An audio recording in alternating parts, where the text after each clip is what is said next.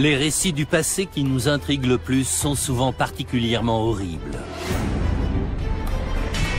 Vlad l'Empaleur, Richard III et Attila le Hun sont des figures quasi mythiques.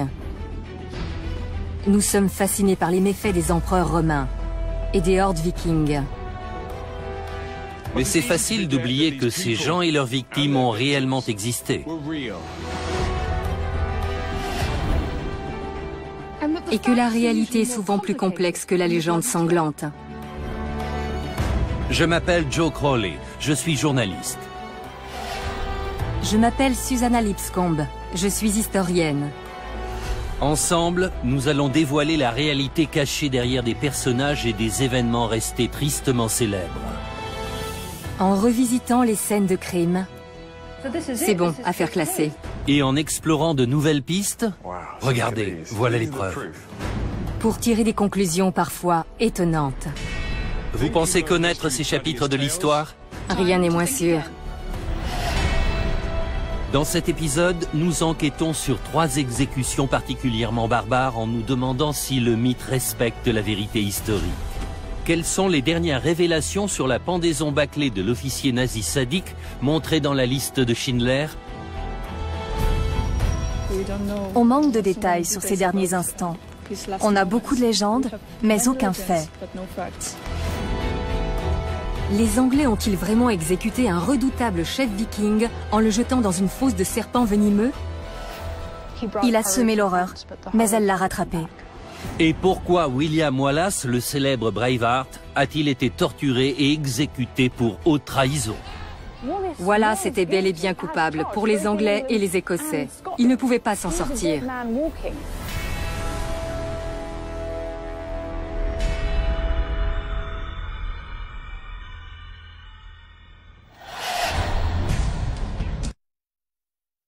En 1946, l'ancien officier SS Amon Goeth va être pendu à Cracovie en Pologne.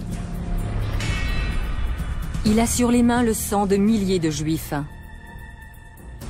Son sadisme a été raconté dans le film de Steven Spielberg, La liste de Schindler.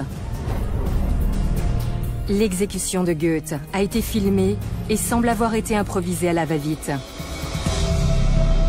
L'a-t-on fait souffrir délibérément? Est-ce une vengeance ou un simple accident? Notre enquête va faire la lumière sur la fin d'Amon Goeth.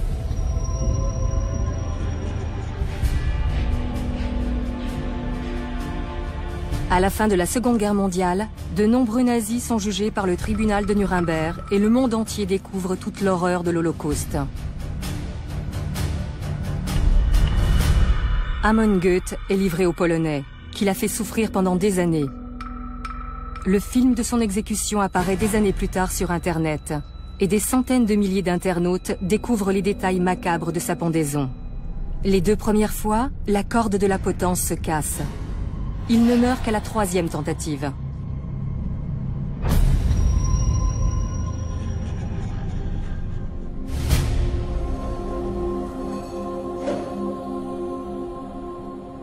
Depuis la publication du livre La liste de Schindler et le film à succès qui en a été tiré, de nombreux touristes cherchent à voir des vestiges de l'époque à Cracovie.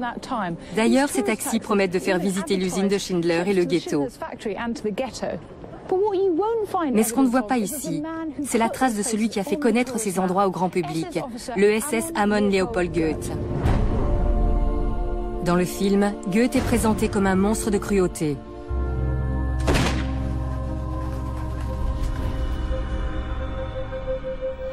Mais qui était-il vraiment? Comment en est-il arrivé là? Bonjour, vous êtes Alicia? Oui, bonjour Suzy. J'ai rendez-vous avec Alicia Jakowska-Nakaniec, qui a étudié le rôle d'Amon Goethe à Cracovie. Parlez-moi de lui. Quel genre d'homme c'était? D'où venait-il? Il était né en Autriche en 1908 et venait d'une famille de la classe moyenne. Elle possédait une maison d'édition à Vienne. Est-ce qu'il était nazi par conviction? Non, je ne crois pas. Ce qui me fait dire ça, c'est sa personnalité, son tempérament.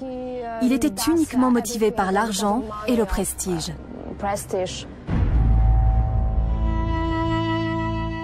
En 1942, Goethe rejoint les SS chargés de nettoyer le ghetto juif de Lublin, en Pologne. Son efficacité et sa brutalité attirent l'attention de ses supérieurs, qui cherchent quelqu'un pour accomplir la même mission à Cracovie. Quelles étaient les conditions de vie dans le ghetto dans les années 40? Quand le ghetto a été fondé en 1941, c'était vraiment très dur. Les gens mouraient de faim et ils étaient entassés les uns sur les autres. Qu'est-ce qui a changé quand Amon Goeth est arrivé? Eh bien, il a commencé à exterminer les Juifs du ghetto. Ça s'est passé en 1943. Je vais vous montrer la place principale. C'est là que tout a commencé. En fait, c'est un endroit très important et chargé d'histoire, parce que c'est ici que les Juifs étaient abattus, sur ordre d'Amon Goeth. Donc, si je comprends bien, il y a eu un massacre sur cette place. Oui, c'est à partir d'ici que les Juifs étaient amenés à Auschwitz et dans le camp de travail de Plaszow. Après avoir impitoyablement vidé le ghetto de Cracovie, Goethe est nommé à la tête d'un nouveau camp de concentration, où de nombreux Juifs cracoviens ont été envoyés. Le camp de Plaszow devient son royaume. En tant que commandant, il estime pouvoir faire tout ce qu'il veut sans rendre de compte à personne. D'après ce que j'ai appris sur Amon Goeth et ses crimes, je sais qu'il méritait un châtiment. Maintenant, je voudrais en savoir plus sur son exécution bâclée. Pourquoi les autorités polonaises l'ont-elles si mal organisée? Est-ce vraiment si difficile de pendre un homme? Est-ce qu'on nous a caché quelque chose?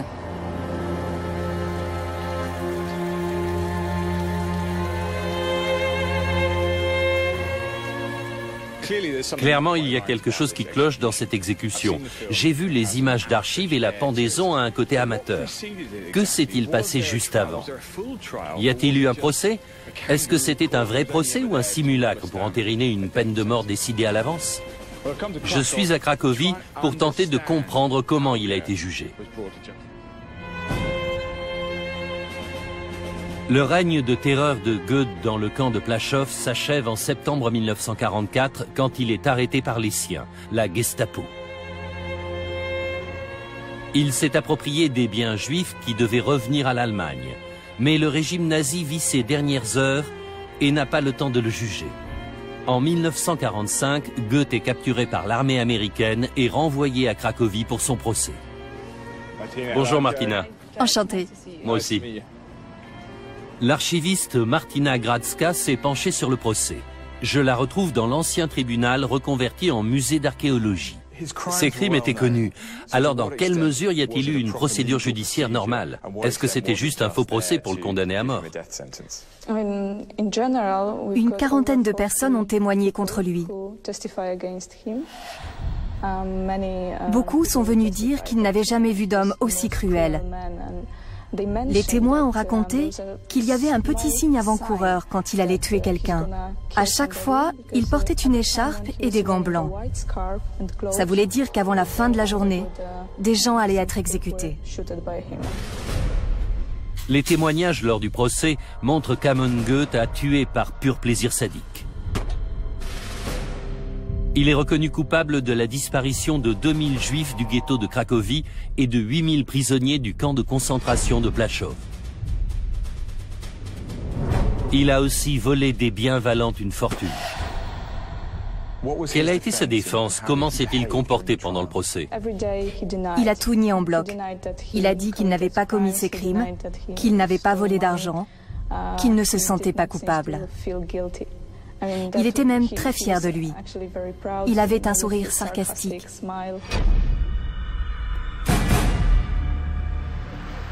Après sa condamnation, Goethe est enfermé dans la prison de Montelupic. Pendant la guerre, des milliers de prisonniers polonais y ont été incarcérés et maltraités par les nazis. Je me demande si des rescapés ont assisté à la pendaison. Ce jour de septembre 1946, que s'est-il passé pour Goethe? On sait à quelle heure il a été amené à ses bourreaux? On n'a pas cette chance. On manque de détails sur ces derniers instants. On a beaucoup de légendes, mais aucun fait. Selon une histoire célèbre, il aurait dit « Heil Hitler » avant de mourir. Et il aurait fumé aussi une cigarette juste avant d'être exécuté. On ne voit rien de tout ça dans le film de l'exécution. Ça ne colle pas vraiment. Ces derniers instants sont très mystérieux.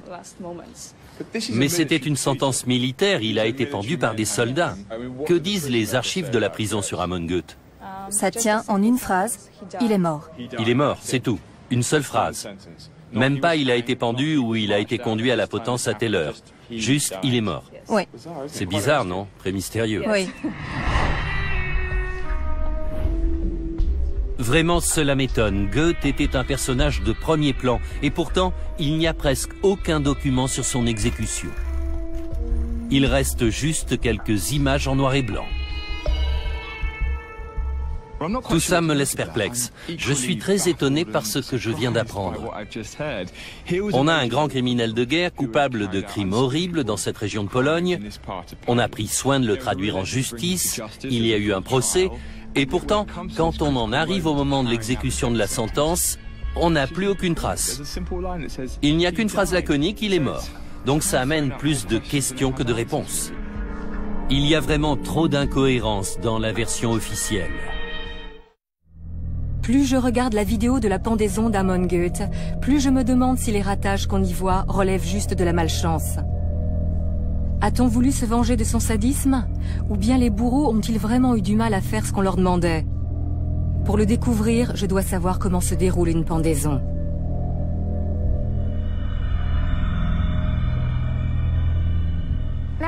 Pour moi, voilà à quoi doit ressembler une vraie potence. Regardez sa taille. Elle est plus haute, plus grande et plus solide que celle qu'on voit dans le film de Goethe. En fait, c'est la réplique d'une vraie potence. Des hommes ont été pendus autrefois dans cette cour de l'ancienne prison, aujourd'hui reconvertie en galerie du musée de la justice à Nottingham. N'est-ce pas ce qu'ils auraient dû utiliser pour Amon Goeth? La pendaison a été utilisée pendant des siècles comme méthode d'exécution. Récemment, le cas le plus connu est celui de Saddam Hussein en 2006.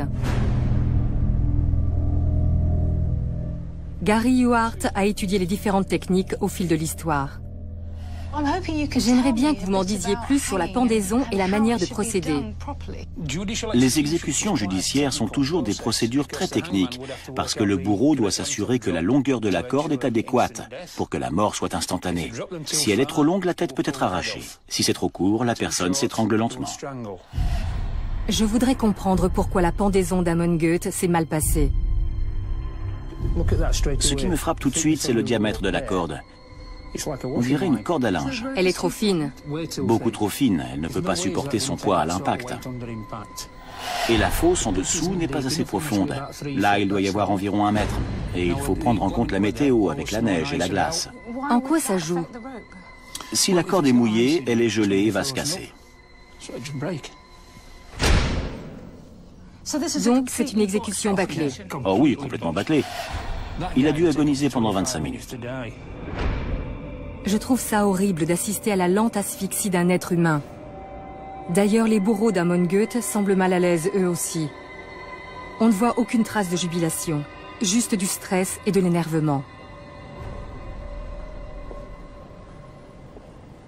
Je suis venue aux Galeries de la Justice pour essayer de savoir pourquoi l'exécution s'était mal passée et si ses organisateurs ont fait les choses dans les règles. Effectivement, les gens qu'on voit ne semblent pas savoir comment s'y prendre. Mais ce qui m'a le plus marqué, c'est ce que Gary m'a dit sur la présence de neige par terre. Amon Goeth est mort le 13 septembre 1946. Septembre, c'est beaucoup trop tôt pour qu'il ait déjà neigé. Je commence à me demander si c'est vraiment l'exécution du célèbre nazi Amon Goeth, si c'est une mise en scène ou quelqu'un d'autre. Pour Joe et moi, ça change toute l'enquête.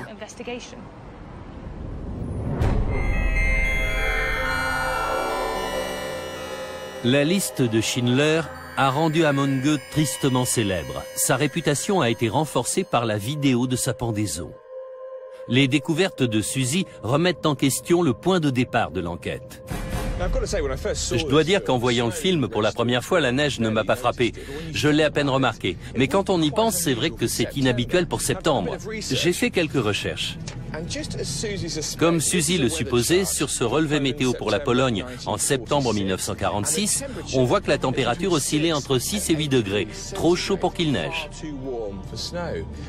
Alors forcément, on se demande si la vidéo montre vraiment l'exécution d'Amon Göth.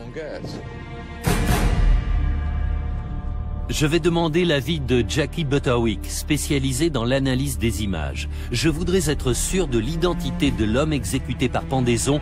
Appelons-le Monsieur X. Si on trouve une différence physique significative entre deux individus, il ne s'agit pas de la même personne.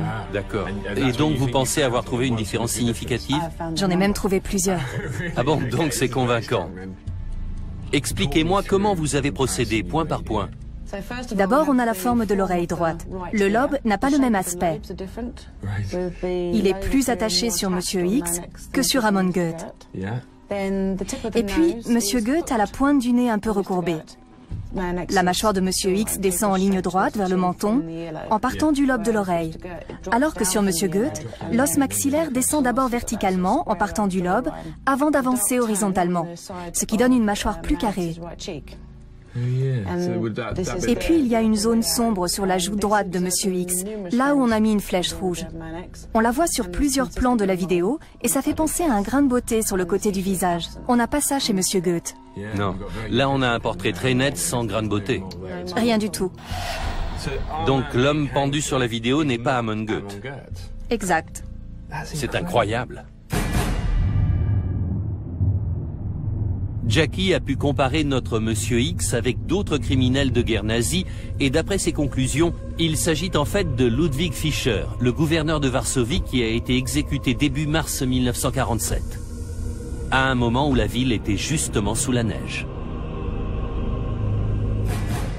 C'est super Jackie, merci beaucoup. Vous nous avez fait bien avancer, c'est une grande nouvelle. Amon Göth n'est pas l'homme de la vidéo. Non, ce n'est pas lui, sûr et certain. Et voilà, c'est une découverte essentielle. Ces images d'archives ont été visionnées par des centaines de milliers d'internautes qui pensent tous avoir assisté aux derniers instants d'Amon Göth. Eh bien non. Nous savons maintenant avec certitude que ce n'est pas lui. Nous avons assez de preuves pour corriger cette erreur historique. Alors qu'est-il arrivé à Amon Göth ? Pour tout dire, nous avons très peu d'informations, juste quelques mots dans les archives de la prison. Il est mort. Quand nous nous sommes lancés dans l'enquête sur l'exécution bâclée d'Amon Göth, nous n'avions aucune idée de la tournure qu'elle allait prendre. La fin de ce nazi sanguinaire reste auréolée de mystère, mais au moins nous avons pu rectifier une méprise qui durait depuis des années.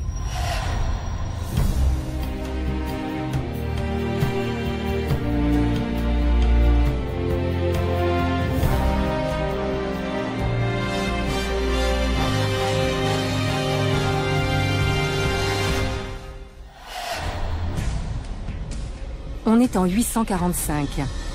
Le viking Ragnar Lodbrok est capturé par le roi anglais de Northumbrie et jeté dans une fosse grouillant de serpents venimeux pour finir empoisonné.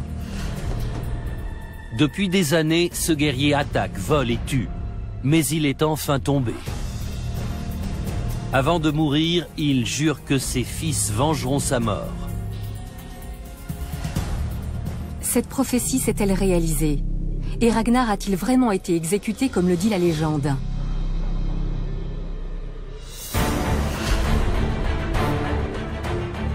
À la mort de Ragnar en 845, les Vikings sèment la terreur en Europe depuis des décennies.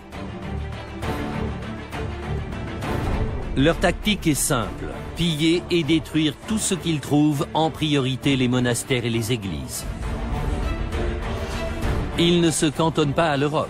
À l'apogée de leur puissance, ces pillards scandinaves traversent les océans et installent des avant-postes jusqu'en Amérique du Nord et en Asie mineure. Pour en savoir plus sur l'exécution de Ragnar, je vais à la Bibliothèque royale de Copenhague pour rencontrer l'historien Rory McTurk, spécialiste des pays nordiques. Bonjour, comment allez-vous? Bien, merci. Il veut me montrer le plus ancien manuscrit racontant la saga de Ragnar. En quoi cela peut-il nous renseigner sur sa mort? Est-ce qu'il y a des détails sur sa fin? Oui, on a un récit très précis de sa mort. Comment il a été jeté dans une fosse aux serpents et comment il a succombé à leur morsure. Vous pouvez m'en lire un extrait? Bien sûr. De nombreux serpents m'ont sucé le sang. Je serai bientôt un cadavre et mourrai parmi les bêtes. Il semble donc y avoir un fond de vérité à la légende de Ragnar Lodbrok et de sa fin tragique. Dans son dernier souffle, il aurait même prédit que ses fils ne resteraient pas sans réagir. Les gorets grogneront s'ils apprennent le sort réservé aux sangliers. Ils creuseront la terre avec leurs groins et couineront puissamment. Incroyable.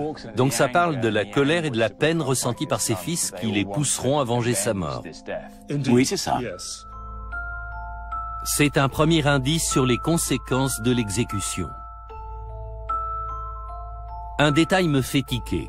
Les mots utilisés dans ce récit me semblent trop mélodramatiques. Quand ce texte a-t-il été rédigé? Très longtemps après. Ce manuscrit date de 1400. Donc pas du 9e siècle. Non, malheureusement. Environ 300 à 400 ans après les faits qu'il est censé rapporter. C'est un grand privilège de travailler avec ce genre de manuscrit, mais je ne suis pas sûr de sa fiabilité. Il est totalement imprégné de mythologie, et il a été écrit 4 siècles après la mort de Ragnar. De nos jours, on a encore du mal à raconter des faits historiques remontant à 400 ans, alors honnêtement, ce texte n'est pas vraiment utilisable. Si je veux en savoir plus sur la mort de Ragnar, je dois trouver d'autres sources historiques.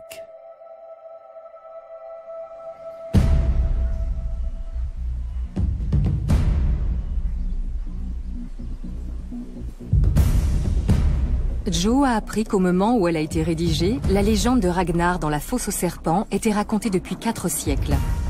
Donc, elle ne nous en apprend pas beaucoup sur ce qui s'est réellement passé.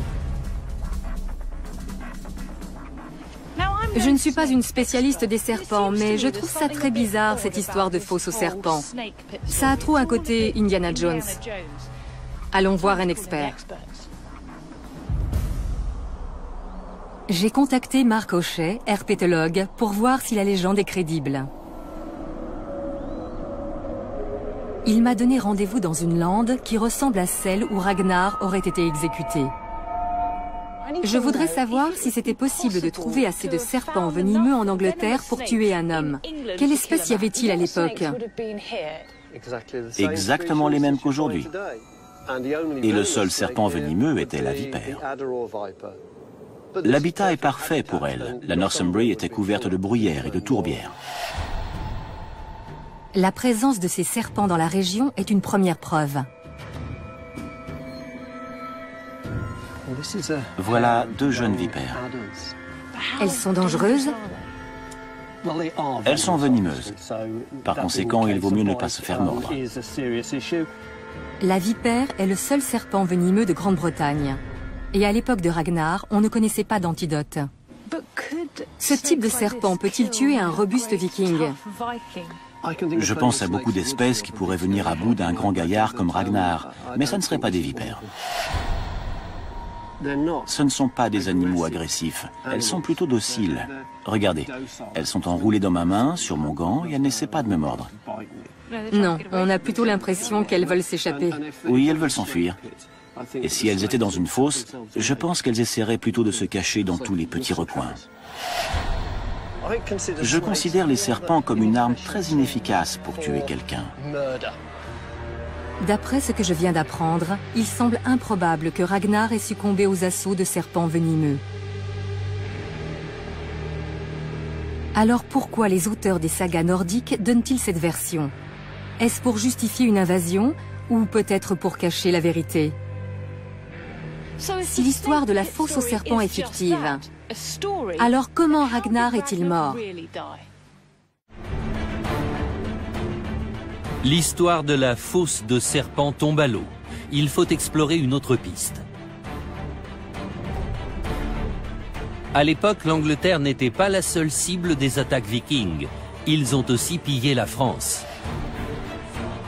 L'un des raids les plus célèbres sur le territoire français a été mené par Ragnar lui-même, l'année où il est censé avoir été exécuté par les Anglais. Mon enquête sur Ragnar Lodbrok m'a conduit à Paris, où les Vikings ont fait un raid en 845. 120 navires vikings ont remonté la Seine depuis la côte et bien sûr, le fleuve les a menés au cœur de Paris. Je retrouve Elisabeth Rowe, une historienne qui a étudié ce qui s'est passé quand les Vikings sont arrivés sur place. Bonjour Elisabeth. Bonjour. Selon elle, Ragnar et ses hommes ont attaqué une église qui se trouvait à l'époque en dehors de la ville, l'abbaye de Saint-Germain-des-Prés. La partie la plus ancienne de l'édifice est bâtie sur les vestiges de l'église attaquée par Ragnar. Que nous apprend Paris sur Ragnar? Ce que nous savons sur lui, c'est qu'il a mené un raid sur Paris en 845 et qu'il est reparti avec des tonnes d'or et d'argent. C'est un fait historique. C'est la vérité derrière la légende. Cette église est particulièrement bien située si vous cherchez une base militaire et elle est idéalement placée pour faire peur aux habitants de Paris.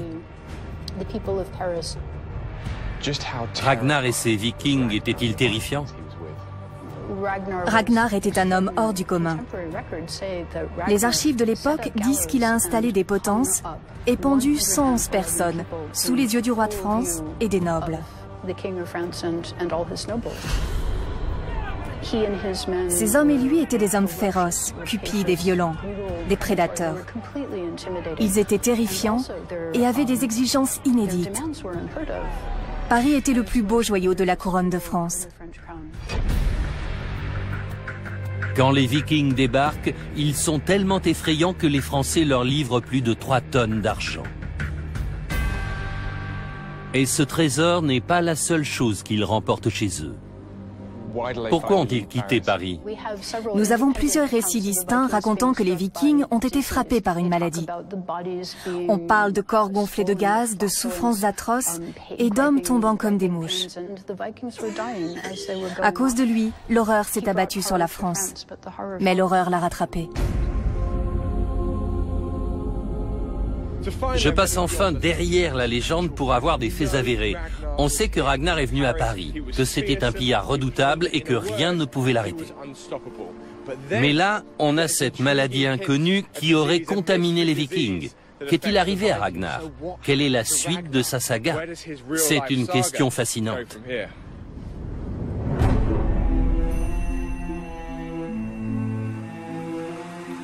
Les découvertes de Joe à Paris confirment ma théorie. L'histoire de la fosse aux serpents ne tient pas. Je suis sur une nouvelle piste, qui me mène dans le nord de l'Allemagne, au musée viking d'Aitabu, pour en savoir plus sur la mort de Ragnar. Il y a plus de 1000 ans, Aitabu était un site viking. Ragnar appartenait à la cour du roi qui régnait sur cette région, et il est peut-être revenu ici après son raid sur Paris. La principale caractéristique d'Aitabu, c'est que ce site viking était un grand carrefour commercial. On a un récit écrit peu après le raid sur Paris. C'est l'œuvre d'un observateur étranger venu à la cour du roi viking qui pourrait nous donner un indice décisif. Je me rends dans un village viking reconstitué pour retrouver Rudi Zimek, un grand historien qui a étudié les textes des ennemis et des partenaires commerciaux des Vikings. Un diplomate en visite, le comte Kobo, raconte le retour des Vikings avec leur butin français. Kobo s'est confié à un moine français qui l'a consigné dans un manuscrit. Il a dit que Ragnarius était revenu de son raid sur Paris en 845 et qu'il s'était vanté d'avoir volé beaucoup d'or et d'argent. Selon Rudi, Ragnarius n'est autre que Ragnar, qui fait un retour triomphal après son attaque. Mais que nous apprend le comte Kobo sur la suite des événements? Est-ce que ce récit nous apprend quelque chose sur la mort de Ragnar? Comme il s'était trop vanté, Saint Germanus serait venu le voir et se serait vengé, jusqu'à ce qu'il s'ouvre en deux, que ses entrailles tombent et qu'il dégage une véritable puanteur. Donc Saint Germain, le saint patron de l'abbaye de Paris, aurait puni Ragnar. C'est une histoire aussi incroyable que celle de la fosse aux serpents. Quelle est donc la maladie ramenée de Paris par Ragnar et ses hommes? D'après la description des intestins infectés et de l'odeur pestilentielle, je penche plutôt pour la dysenterie. Comment peut-on expliquer qu'il y ait deux versions si différentes? D'un côté, on a une mort héroïque dans une fosse aux serpents, et de l'autre, une histoire horrible, avec son corps qui explose et ses entrailles qui jaillissent. Dans les deux cas, la mort est terrible.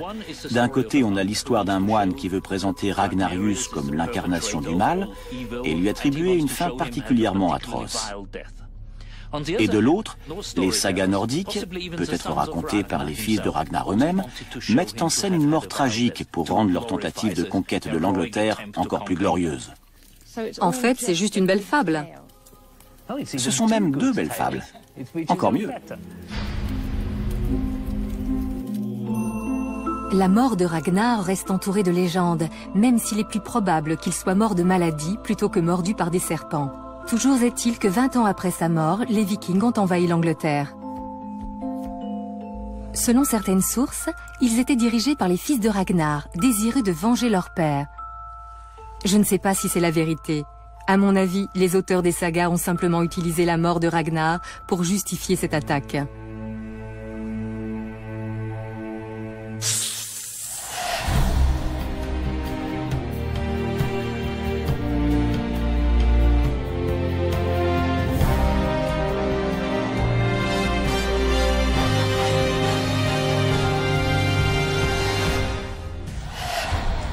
23 août 1305. William Wallace, le rebelle écossais, va être exécuté pour haute trahison. Tout le monde le connaît depuis que sa révolte contre les Anglais et sa mort atroce ont été racontées au cinéma dans le film Braveheart.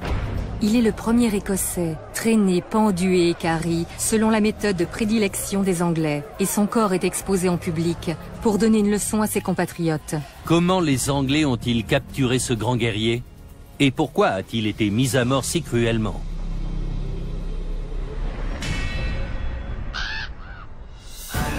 Il y a 700 ans, le roi anglais Édouard Ier dépose le roi d'Écosse et contraint son pays à accepter son autorité, ce qui pousse de nombreux Écossais à entrer en résistance. Voici le Wallace Monument. Il surplombe l'endroit où les hommes de William Wallace ont écrasé l'armée anglaise en 1297. On peut admirer une épée gigantesque que Wallace aurait utilisée au combat. Et sa taille suggère que l'homme était un géant. Mais que savons-nous vraiment sur lui? Et pourquoi est-il mort à Londres dans ces circonstances terribles 8 ans après cette victoire? Je dois rencontrer l'historienne Fiona Watson, spécialiste de la légende de William Wallace. La principale source d'information sur Wallace, c'est Blind Harry, l'auteur d'un poème épique intitulé « Le Wallace », dans lequel il parle de sa vie, de son enfance à l'âge adulte et des grands actes de bravoure qu'il a accomplis contre les Anglais. C'est la base du scénario du film. Mel Gibson lui a été fidèle, le visage peint, les cheveux longs, le kilt, tout ce qu'on voit correspond au poème? Oui, c'est fidèle à ce qu'a écrit Blind Harry. Mais on peut se demander si ça a un rapport avec le vrai William Wallace. Il y a cette volonté d'avoir une vision très glamour de la vie de Wallace.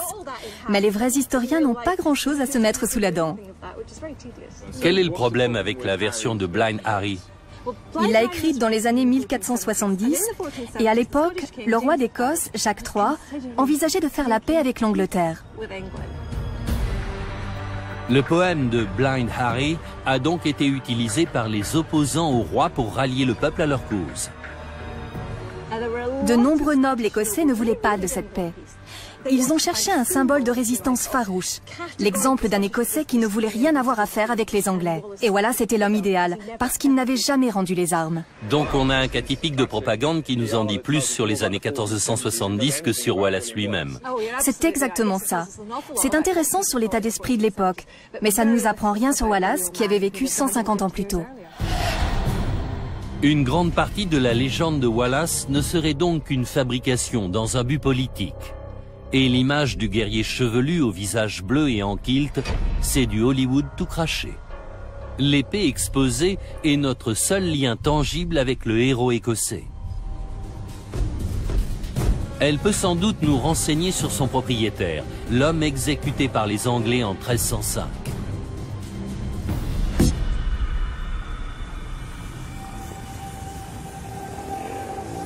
Le voyage de Joe en Écosse n'a rien donné. Notre seule certitude pour l'instant, c'est que William Wallace a été exécuté pour trahison.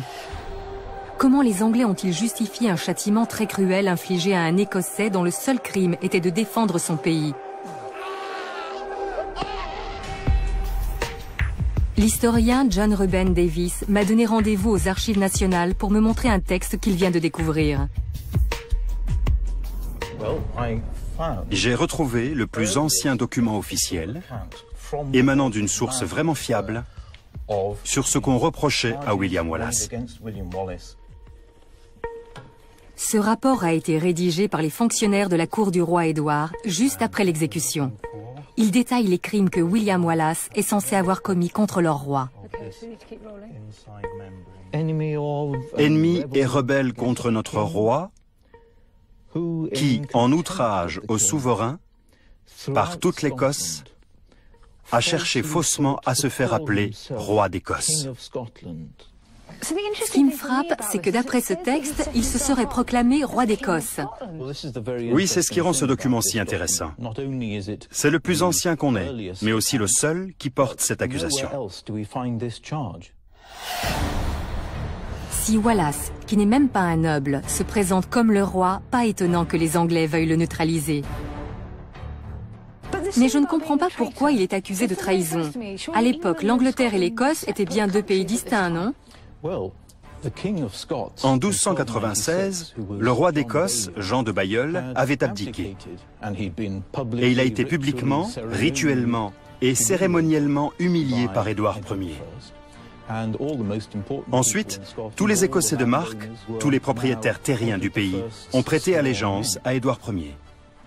Bien sûr, le seul qui n'a pas obéi, c'est William Wallace. Wallace reste loyal à Jean de Bailleul. C'est un élément essentiel. Voilà un homme qui se bat pour son roi et pour son pays, pas pour lui-même. Donc, si je comprends bien, William Wallace n'avait pas beaucoup de partisans en Écosse. C'était plutôt une voix isolée, le seul qui s'opposait à Édouard Ier. Je ne dirais pas qu'il n'avait aucun soutien, mais c'est vrai qu'il se démarquait des autres. Presque tous les gens importants dans le pays étaient désormais à la solde d'Édouard Ier. Comme William Wallace refuse de se soumettre au souverain anglais, Édouard Ier peut le déclarer hors la loi. Les nobles écossais qui obéissent à leur nouveau roi ont maintenant le devoir de le capturer. Détail incroyable, c'est un compatriote qui le livre aux Anglais. Ce que John m'a appris est un choc. L'image qu'on a de William Wallace est très différente du portrait qu'il m'en a fait. Il m'a expliqué que selon les critères et les lois de l'époque, Wallace était bel et bien coupable pour les Anglais et les Écossais. Il ne pouvait pas s'en sortir. Il était condamné.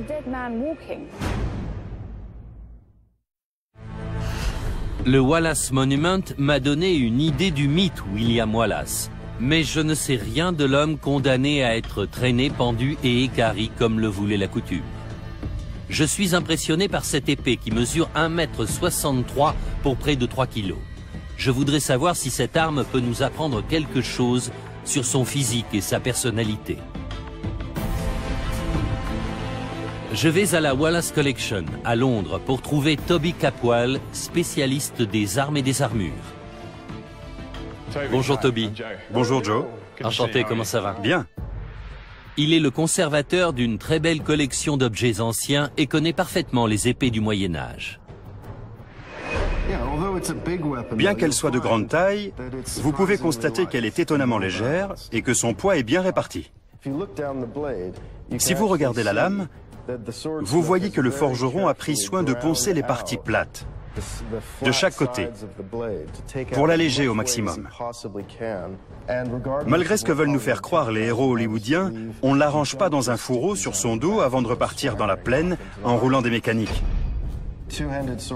Les épées à deux mains étaient maniées par un petit nombre de chevaliers et de soldats très entraînés qui se plaçaient au premier rang du bataillon. pour tailler l'ennemi en pièces. Et que nous apprend cette épée sur Wallace lui-même? Absolument rien. Ah bon?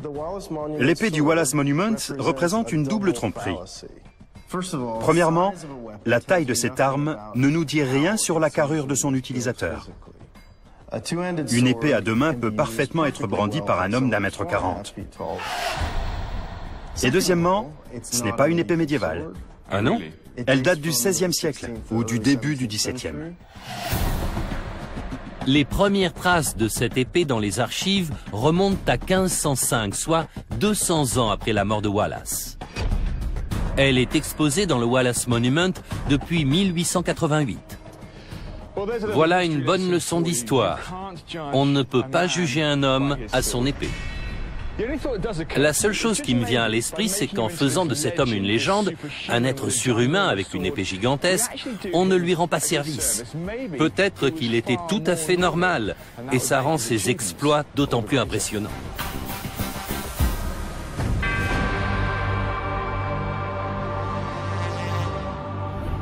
Le dernier voyage de Wallace a commencé à Westminster.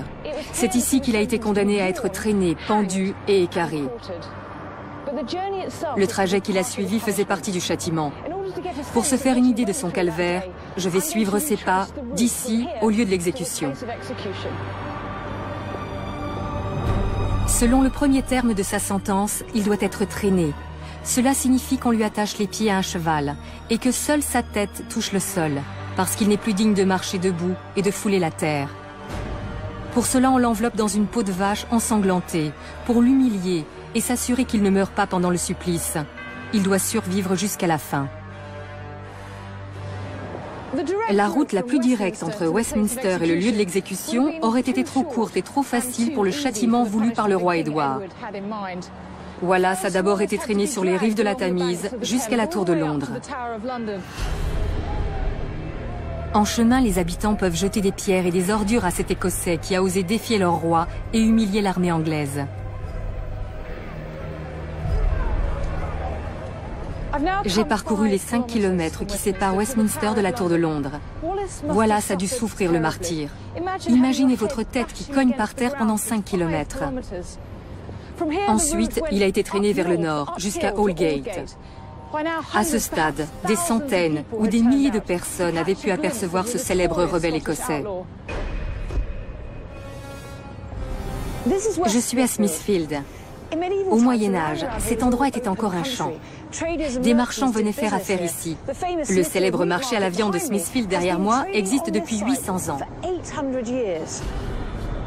Le 23 août 1305, ça a été le site d'une boucherie d'un autre genre. C'est là que Wallace a été exécuté. Mais pourquoi ici? Ce choix était motivé par la tenue de la foire de Bartholomée pendant 3 jours. Elle a commencé juste après l'arrivée de ce qu'il restait de Wallace. Le roi Édouard voulait que son agonie soit le lancement officiel de la foire. Donc il a été amené dans un endroit où les gens se retrouvaient pour manger, boire et s'amuser. Voici la porte de l'église de Saint-Bartholoméu-le-Grand, à Smithfield, où s'est terminé le long et sanglant parcours de Wallace. J'ai trouvé une chronique du XIVe siècle qui décrit ce qu'il a enduré ce jour-là. Voilà ce que ça dit. Il a été traîné jusqu'à une très haute potence, érigée spécialement pour lui, où il a été pendu au bout d'une corde, puis redescendu à moitié mort, après quoi son corps a été éviscéré de la manière la plus cruelle et atroce.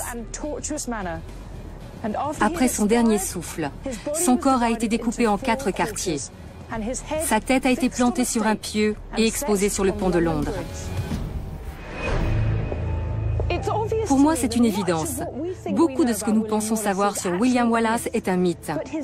Mais sa mort ici est bien réelle, et une plaque sur le mur derrière moi lui rend hommage. L'ironie, c'est que si les Anglais ne l'avaient pas exécuté aussi cruellement, si sa fin n'avait pas été si mémorable, il ne serait peut-être pas devenu le héros écossais légendaire resté dans les mémoires.